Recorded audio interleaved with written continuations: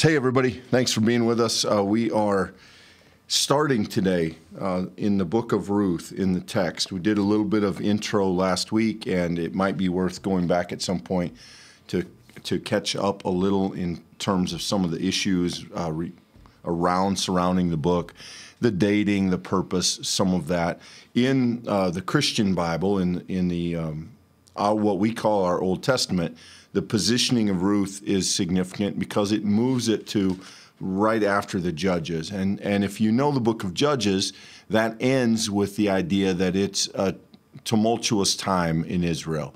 There's lawlessness, there's struggle, and the book of Ruth kind of, I think, uses that as a springboard and moves forward. So right away, when we move into this book, we see that it's a difficult time, not only for Naomi and Ruth and their people specifically, which is certainly true, but of Israel in general. So let me read. There will be a lot to unpack, but let me read the first maybe 5 verses here.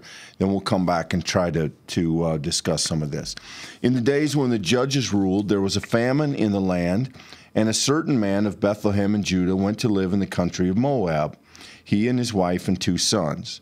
The name of the man was Elimelech, and the name of his wife was Naomi, and the names of the sons were Mahlon and Chilion, and they were Ephrathites from Bethlehem in Judah. They went into the country of Moab and remained there. But Elimelech, the husband of Naomi, died, and she was left with her 2 sons. These took wives of Moabites. The name of one was Orpah, and the other was Ruth. When they had lived there about 10 years, both Mahlon and Chilion died, so that the woman was left without her 2 sons and her husband.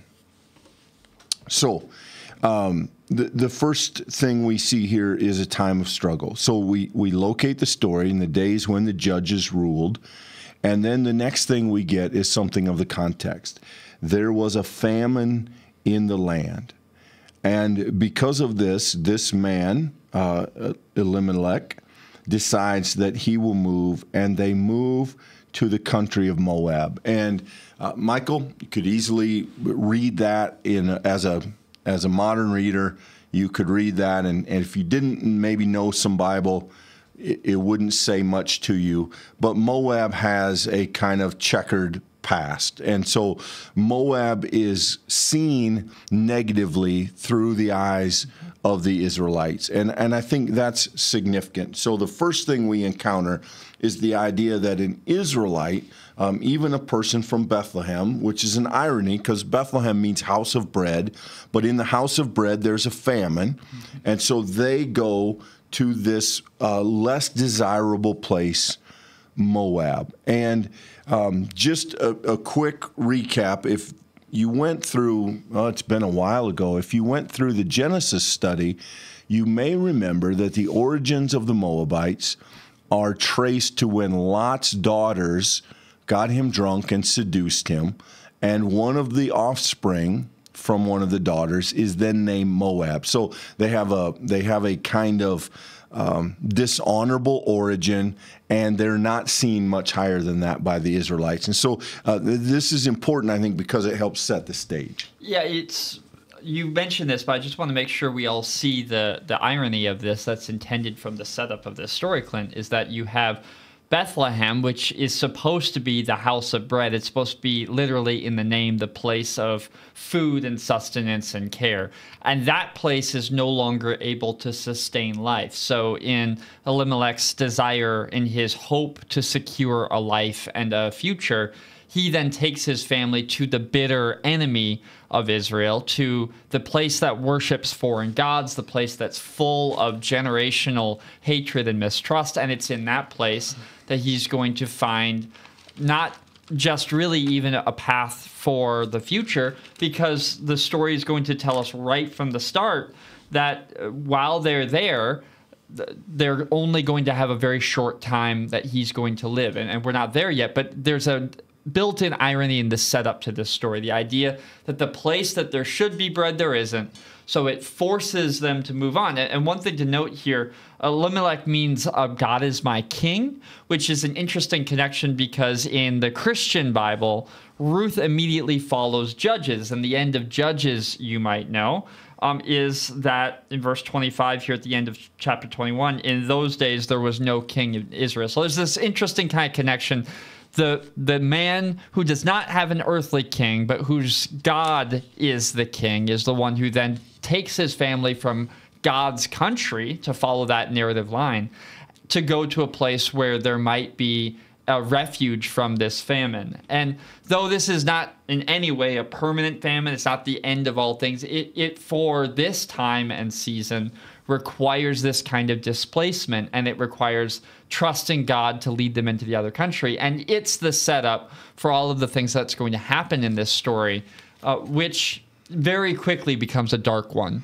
Yeah, and so again, not to overdo this point, but if you flip back to Deuteronomy chapter 23 and you look beginning in verse 3, let me just read a little bit for you. No Ammonite or Moabite shall be admitted to the assembly of the Lord, even to the 10th generation. None of their descendants shall be admitted to the assembly of the Lord, because they did not meet you with food and water on your journey out of Egypt. And then it continues and it ends with this word: you shall never promote their welfare or their prosperity as long as you live. And so clearly there is an anti-Moabite bias, and that's important in this story. Some would say that it is built into the meaning of this story. We don't need to dwell there. We've probably done enough of that, but certainly you get the idea that the Moabites and the land of Moab are not well thought of. So we have this man, we have the two sons, we have Naomi, and really Naomi is in an interesting way the focus of this. And you see this, the storyteller does this in an interesting way. We get told first that the man has a wife, but look at verse 3, but Elimelech, the husband of Naomi, died, and she was left with her two sons. And then at the very end here, verse 5, so that the woman was left without her two sons and her husband. A little bit unusual to refer to the woman as having the sort of ownership of or responsibility for a husband and sons. And I think that's just a clever way that the author is saying the spotlight is on Naomi here. Now, the two women that join Naomi are Moabites. The sons marry these two women, Orpah and Ruth. And that's how we first meet these characters. And they lived there about 10 years, it says, so about a decade. No children seem to have been added, none are mentioned. And then both sons die. Now, it is, I think, another point in the idea, Michael, that this is really a focus on Naomi. We don't get told anything about how they die, what happens. There's no sense of punishment here. There's no sense that they're struck down. This is just, it's a hard life. And Naomi is left with these two daughter-in-laws in a very difficult place. She's away from home, she's vulnerable, and she's suffered great loss. And I think ultimately that's all we can confidently say about what's happening in the prologue here. Yeah, absolutely. There's some really interesting details I think worth pointing out here. We have Mahlon and we have Chilion. These are the two sons, and it's interesting. Names often have meaning in the original language, and here Mahlon sounds like sickness, and Chilion means destruction. So together, it means sickness and death, and that's a really fascinating way to use language to describe these sons. The idea that not only do they experience famine, which drives them from their home, from the place that God set aside for them, but then she, even in her own family, experiences this kind of destruction.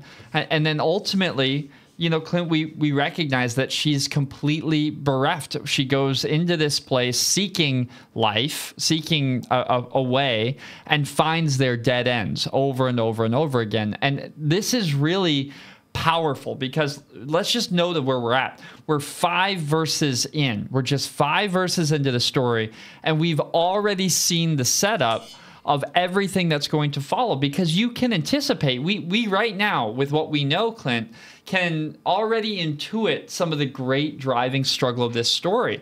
Is God going to be faithful to this woman amidst all of this massive amount of loss and destruction of security? There's already a question inherent in this story.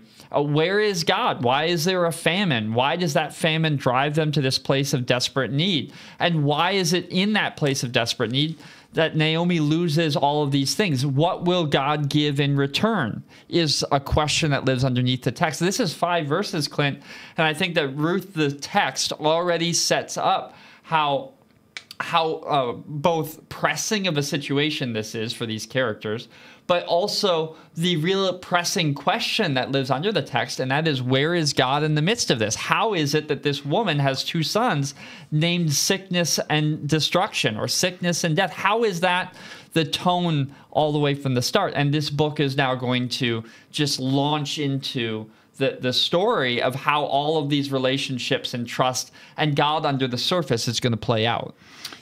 I think that continues, Michael, in the naming and in the sort of the opposite. So the word here, Ephrathites, for this group from Bethlehem, that means fruitful. And yet in an irony of the text, there's nothing born to them. There's no fruitfulness. There are no children. There are no grandchildren. And then secondly, the name Naomi means sweet. And there is nothing to indicate in these first 5 verses any kind of sweetness. She has a difficult, painful, bitter experience. In fact, that's going to come up later, so I'm not going to do a lot with it other than to say that not only are there some names that suggest that things aren't going to go well, there are some names that are treated ironically in the context. And we said this last week, and we'll mention this, I'm sure, multiple times throughout the study. But notice we've most recently finished Jonah. And notice the difference of storytelling in the prologue of this story. In Jonah, the first thing that happens is God shows up and starts saying things, and there's this obviousness to what God is up to. In this story, God hasn't even yet been mentioned. God is very much in the background, and the struggles and questions of human life are pushed to the forefront. And that's not to say that this isn't a book about God. I don't mean that in any way. What I mean is that the way the story is told focuses on the troubles that Naomi faces without jumping to explanation, without jumping to assigning blame or credit. And they simply are presented as these are sometimes the things that happen in life. And Naomi lives at this painful intersection of many of these struggles. So there's a couple themes here that if you're a close reader of Scripture, particularly the Old Testament, I think you'll recognize here.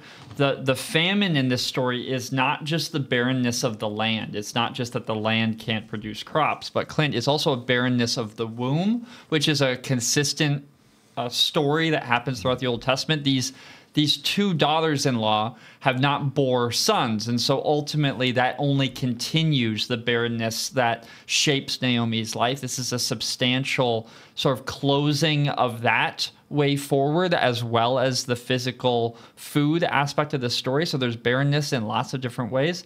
And I think it's also worth noting here that as we see this story being told right from the start, there is this question of where is God in the midst of the people? Because this does follow from Judges. And if you know the cycle of Judges, God continually sends judges to the nation of Israel. Then the people repent, and then things go well, and then the people forget, and it all goes off of a cliff. And here we see that cliff experience lived out. And the way that this book has been included in our Bibles as a segue right out of Judges, I do think is very telling, because there's a way in which we I think should be instructed by that as we read this book. In other words, one of the last questions at the end of Judges is, what will happen to the people if they have no king and they keep forgetting the one who's their God? And when we turn here to Ruth, we see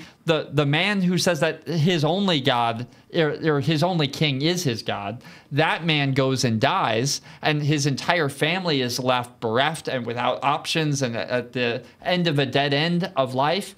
And then the question that will hang over the text is, so what will happen to them? Naomi, what will her story be? Will God be faithful to her? And that's the amazing, precarious, difficult, messy human situation that this book starts with. It starts with a very honest appraisal of what actually is, not what we would like for the world to be, not some kind of made-up pretend scenario. No, this is a real woman facing a really precarious situation, separated from home and family and a place and people that would care for her, having lost the people who would in that day even have had legal stewardship or responsibility for her. And now she has to find and make a way. And what will happen in the midst of that story? And will it be her, or will there be other forces at work in it? You don't have to reach for these questions in this text. If you slow down, if you read carefully, if you connect it to some of the larger themes of Scripture, Clint, this is both beautifully done, but it's also incredibly rich in the way that inspires our imagination and welcomes us into the context of this story. Yeah, it's a heavy beginning. There is a lot here, a lot of pain, a lot of suffering, and it is from those struggles that the rest of this text is born. And I think you're exactly right, Michael. The questions that these will leave us as we move to the next part of the story is, what is the hope for these women? I mean, they're in a desperate situation. They've all experienced loss, pain. They're in a precarious moment in both history and in location, and what will become of them. And I think ultimately that's where the text is trying to take us. We certainly hope that this has been an encouraging start for you. I hope it's raised enough questions that you can see how much room this text has to take us, and hope you'll be with us as part of that journey. Do subscribe. That helps you stick along with us through the study. Give this video a like. Helps others begin their own. And we look forward to seeing you all tomorrow. Thanks, everybody.